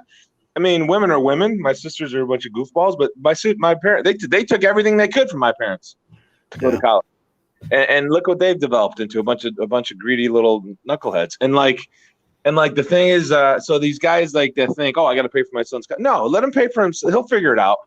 No, if it works out that you can. If it doesn't work out that way, and don't sweat it. That's way off. Go to community college. If you have a 2-year-old kid and you're worried about his college, that's what they are, though. But that's what they're worried about. That's why they're cheap when we'll go grab chicken wings, and I'm always paying. Yeah. I'm always paying. Forget it. After a while, it hurts the friendship. I don't want to be around these people. After a while, you realize that you're paying for his college. Yeah. I'm paying for it. Right. I'm paying for his son's college. Right. I'm picking up the tab every time. Family. That's right. It's like he doesn't see that $500 bet I had on the Red Sox and they couldn't beat the Yankees last week. He didn't see that bet. He didn't see that losing bet. I bet a nickel. I drove through Vegas. I bet a nickel on the fireworks. What a bunch of douchebags. No, but you're right. That's a good point you just said about. But that's what they have. They're taught this mentality.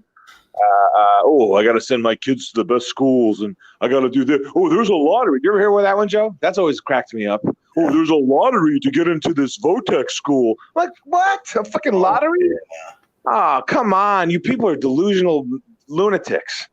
There's a lottery. I don't know. It just pisses me off the whole act because I'm doing my business, master's now, and you should see, Joe. You should see the stunned fish in this. We do virtual, like 40 students, right? And okay. These are smart people. They're not dummies. I don't know how the hell I got in. Whatever. I broke through I fell through the crack. Like, how the hell did this guy get in? No, but here's the thing, Joe. 40 students, right?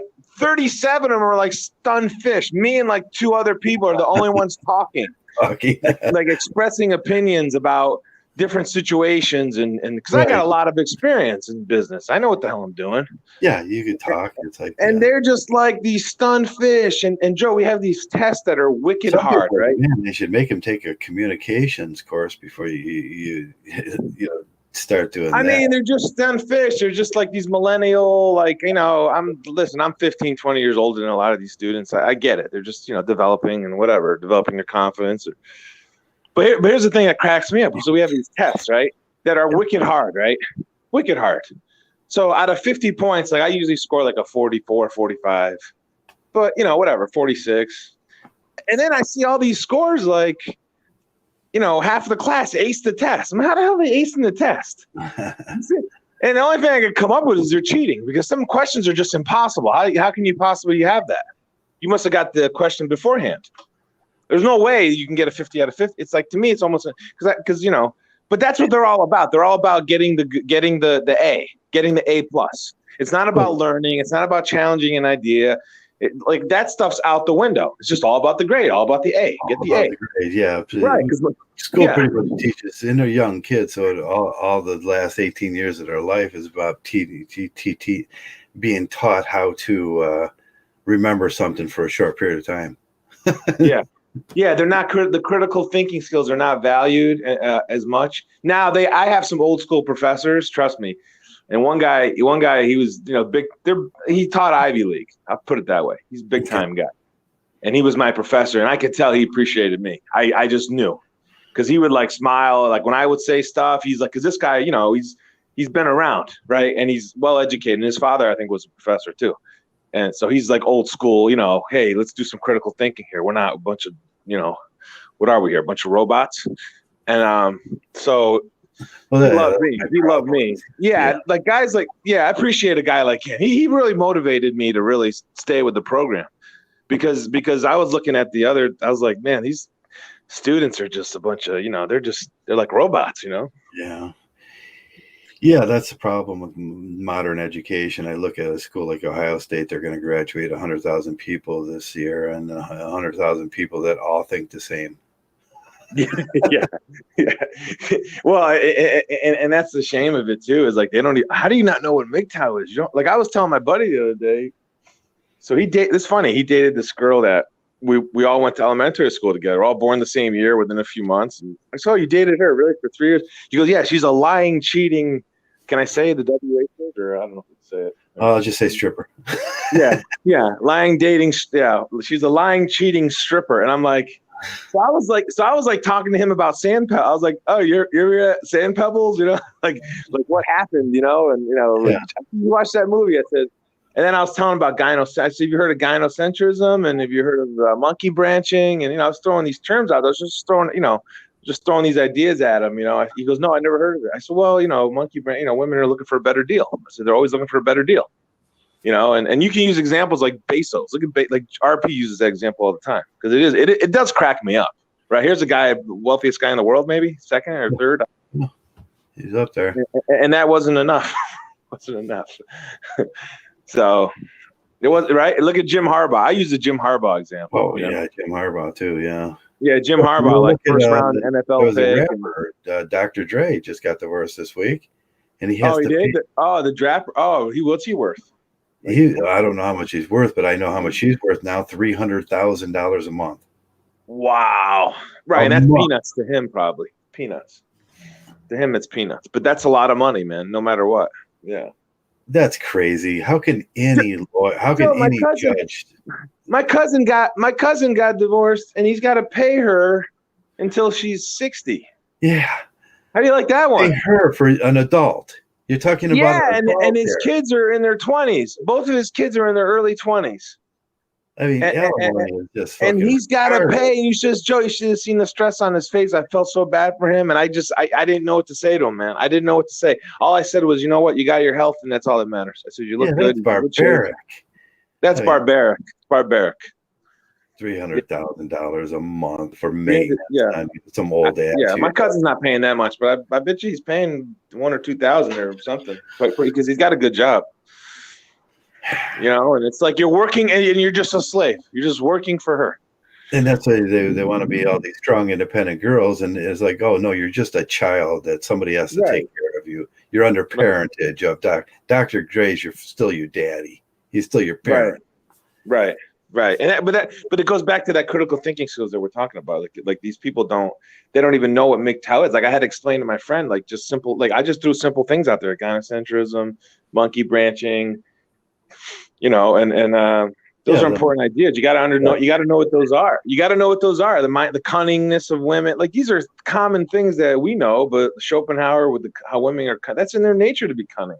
Right. The whole thing about maturity, like after the age of, we're not saying women are not smart. They are smart, but after their maturity level, after 15, stops pretty much. So that's another big one. And then also the ultimate big one, the big freaking bazooka is the pheromones and oxycontin and that's it, right? Oxycontin. Yeah, the chemicals that they give off that make you the chemical addiction that you get from their kisses and V or whatever.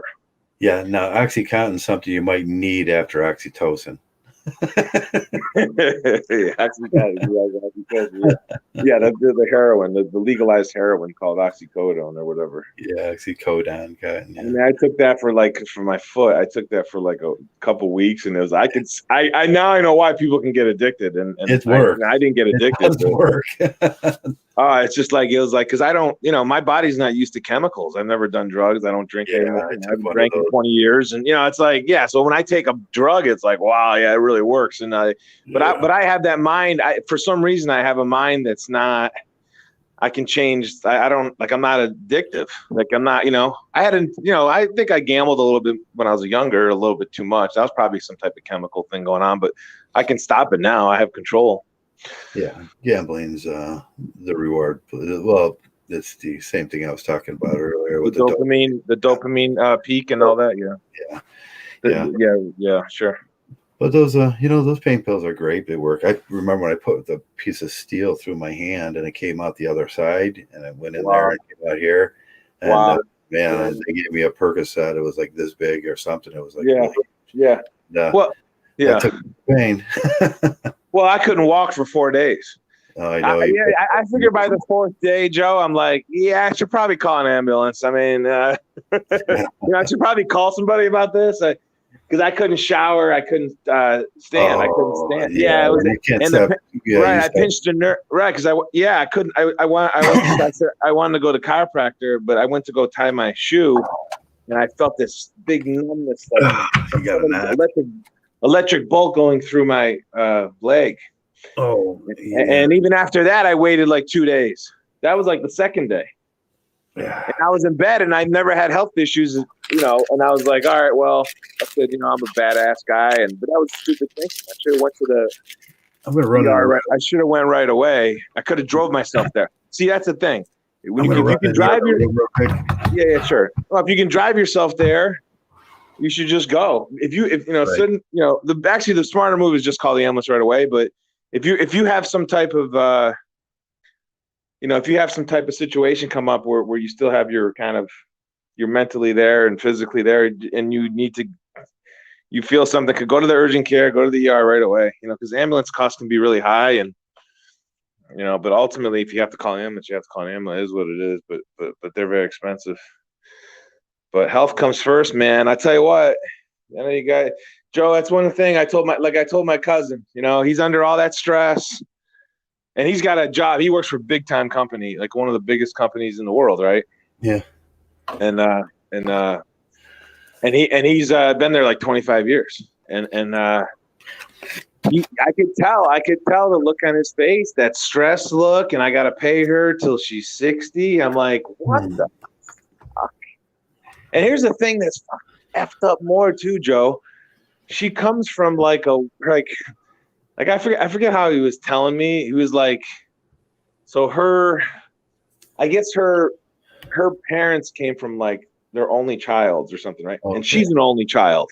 So and they're educated. So you do the math on that one. What's the math on that? I mean, I don't know. You do the math, right? You get two only child, like old. That's old. You're going back. That's old. That's old time. You're going back, probably 100 years of generational wealth, right? And it's like she just wants to squeeze them I can squeeze them for a little bit more. Yeah, that's barbaric. It's slavery and awful. Yeah. Hey, look at I wouldn't recommend it, but now you know why. Certain things happen to certain people, and I don't think it's right to go that route. But now you know why that stuff happens, and it shouldn't happen. It's a terrible thing to do and consider, but that's why stuff like that does happen. People get so stressed out, like, how can I get rid of this problem? And it's either me or her. I'm either going to, and we have the right answer, is just to walk away. And like you said, I think you give a practical. Now he has a job where he makes a lot of money, so it's not too bad, but he's under a lot of stress, so he's got to manage it. But if you're in a situation where you can't pay, hey, you're better off doing that, time in jail, right? Like you said. Better off doing the time in jail. Think about yourself, yeah. Yeah, do that time in jail. You can always walk away. That's the one thing that people, you talk about critical thinking skills. People have all these attachments. No, the option that you always have is to walk away from any situation at any time. Now, you can do that when you're a mgtow a lot easier, but it's always an option, even if you're not a mgtow. Yeah. The only thing keeping you there is yourself. Right. Yeah, Right. and I hear a lot of the arguments, oh, my kids are here and everything, that and everything. And the only thing keeping you is there is yourself.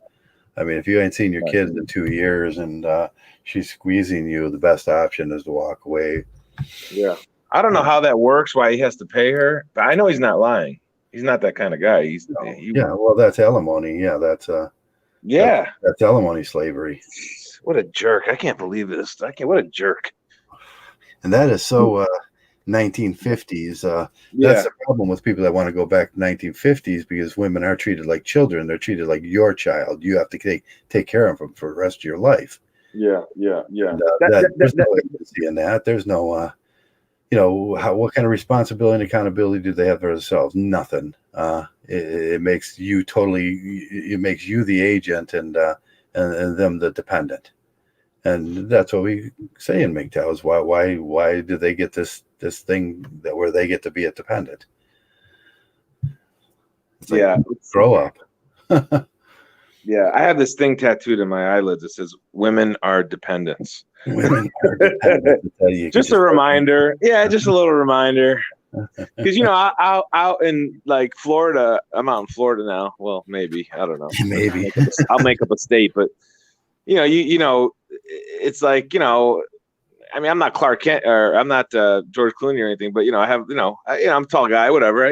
Sometimes I attract attention every now and then. It's like, yeah, okay, women are dependents. Okay, that's how. I read that from my eyelid. Okay, yeah, that's I'm good, I'm good. And like sometimes you get some nice looking women that might. Hey, what's your name?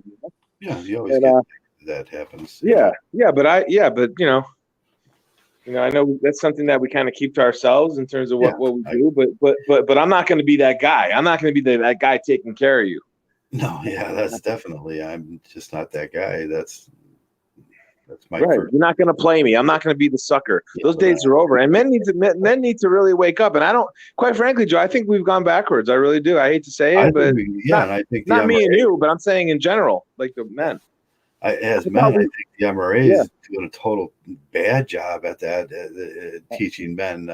No, the women have to start taking accountability for their bodies. They get your body, your choice, you're this, you're that, you're a strong girl and everything. And then we see no accountability. It's like, no, that doesn't make no sense. That's absurd. And then they want to go back to the 50s. That makes them the dependent. And then we start seeing alimony and barbaric social norm laws like that. No, that's crazy to want to go back to. And I think the MRA does a totally shit job on that. And they don't say it like mgtow say it. It's like, no, it's like everybody grow up. I mean, it wouldn't even be so barbaric if you had corporate responsibility, right? If companies treated their employees good, they gave you job stability, they made you want to feel good about going to work, they gave you advancement opportunity, it made you feel good. No, but that's not the world we live in. We live in a world with a bunch of douchebags. That's hypocrisy, because we hold men accountable for women in that situation, but we don't hold employers accountable for employees. Right. It's like, which is the same idea. All of a sudden, you're under the parentage of this master company. Okay, well, if you want to be daddy company, then you have responsibilities the same way as in most of our laws, but there's hypocrisy in there. Yeah. Okay, it's like, until it becomes irritating to the ruling class, I guess. It's like, well, they you know what it is? I have a theory about them too. They don't even want to touch us. They don't even want to go near us, because we know, they're kind of afraid of us. They're scared shitless of us. They're shitless of mgtow. Right. They're scared shitless, but they know that we're so small in number. We're so small in number that they don't see us as. Look at our podcasts and our videos. We get pushed down to the bottom of the onion because they're so afraid of us. Because they know we'll squash the shit out of them. We're not going to take any shit from them. It's not going to happen. Yeah, I'm not taking any shit. I pay my taxes. Right. I pay my taxes. Yeah. I follow the law. I've never been to jail. I'll never go to jail. It'll be actually impossible. Right. It will never happen. It will never happen. Never. Right. I'm too smart. I'm too smart. Yeah. I'm too smart to ever do that. We're decent, honest people. Right. We're decent, honest, good people. I help homeless people. I make my community better. Everywhere I go, Joe, everywhere I go. And not only that, just the way I carry myself in grocery stores and in traffic, whatever. I make the whole community better. So you're right, though. They are scared. You're right. I think they're scared of us. And we're the opposition to their absurdity. Right. They're right. Potter, that guy Potter. Remember how miserable he was? Potter, or whatever the fuck his name. What Wonderful Life, Potter. Oh yeah, Potterville. Yeah, Potterville. That's the guy. Potterville, or Scrooge, or whatever you want to call it. Yeah. Ebenezer Scrooge, Ebenezer Scrooge, yeah, Marley. Interesting. That's the worst thing. I tell you, young people listening, you're going to school, or don't get a corporate job. You want some? I'll give you this one thing. Listen, don't listen to anything else I say. You want some help? Like, don't ever work for a corporate, especially a publicly traded company. Stay away from those as far as you can. You want to go work for a private company because then that's fine. Maybe a smaller private company might be okay, but these corporations, you're right, they're just like a bunch of leeches, and they know they got these guys nuts in a vice because they need the job, because they're afraid to go to jail or whatever, right, for not paying. Yeah. But the smart guys are like my cousin who became he got girls knocked up and whatever. The kid ended up being a good kid. He's in his 20s now. He's actually a good kid, but good guy, man. But he was going to college. He was going to be a doctor, and he was going to be Nico Chotsky's protege. But he was going to be a doctor, smart guy, and he ended up. This guy's so smart, my cousin, he's really smart, and he ended up just being a barber. He's like, no, I'm going to be a barber because I don't have to pay her, Right. You know what I mean? Yeah, he doesn't have to cut her in on a lot of his stuff. That's why he did it. He set up a barber thing, Yeah, he had his own shop and everything. Yeah, the NFL's catching on with that too. It's like they'll stop as soon as it comes time to divorce. Now they don't want to pick that contract up because they know it's better for the guy that not to go into the court and say, "Hey, I'm not making no money." We're looking at it right now with the TJ Clemmings, that the guy you mentioned the other day. He's not getting the job. He's not. You think that has a reason why he's not getting picked up for that? He's not. No one's picking him up because it's going to be better for him in the long run. If he does get picked up after the divorce, yeah, they're fine. Then that's. Oh, okay. That's probably why he's not playing, because I know he's only 29. Right. Yeah. So so if he's got to wait till after the divorce. Okay, that makes sense. That's why he's just resting. I'm not making no money.